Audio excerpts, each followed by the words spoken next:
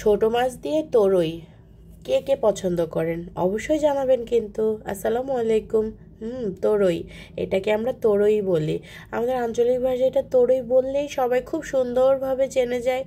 আর ঢাকা শহরে তো কেউ ঝিঙ্গে বলে, আরও কি অন্য নাম আছে যেটা আমার জানা নেই।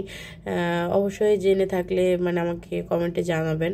তো যাই হোক, এই তো ঝিঙ্গে কেটে নিয়ে সেখানটায় মানে ছোট মাছ দিয়ে একে একে সব মশলা আর কি দিয়ে দিচ্ছি। মানে এত শরীর খারাপ গত কয়েকদিন থেকে, কথাই বলতে ইচ্ছে করে না।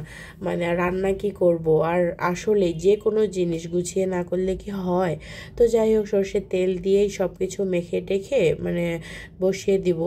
আর হচ্ছে এই মানে তরই দিয়ে ছোট মাছটা, এটা হচ্ছে একেবারে পানিটা টানা টানা করে, মানে এক কথায় যেটা বলে মানে নিচে একটু পুরা পুরা থাকে না, ঠিক ওই টাইপের যদি মানে রান্না করা যায় তাহলে কিন্তু অনেক মজা লাগে।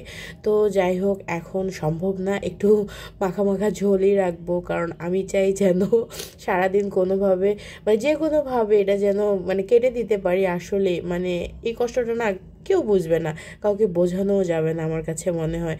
কারণ মেয়েদের যারা বাইরে চাকরি করে না, ঘরে থাকে শুধু রান্নাবান্না করে, শুধু কি রান্নাবান্না, কত কিছু আমাদের করতে হয়, আমাদের কোনো বিশ্রাম নেই, ছুটি নেই, কিচ্ছু নেই, তারপরও আমরা বসে বসে খাই। তো যাই হোক, বেশি কিছু বললে আবার ভাইয়ারা বা ছেলেরা, যে কোনো ছেলেরা মনে মনে বলবে এই যে শুরু করছে হাদিস। তো যাই হোক, মাছ রান্না শেষ, তেলটা একটু বেশি বেশি মনে হচ্ছে, জানি না বেশি দিয়ে ফেলছি নাকি। তো ঠিক আছে, সবাই ভালো থাকবেন, আমার জন্য দোয়া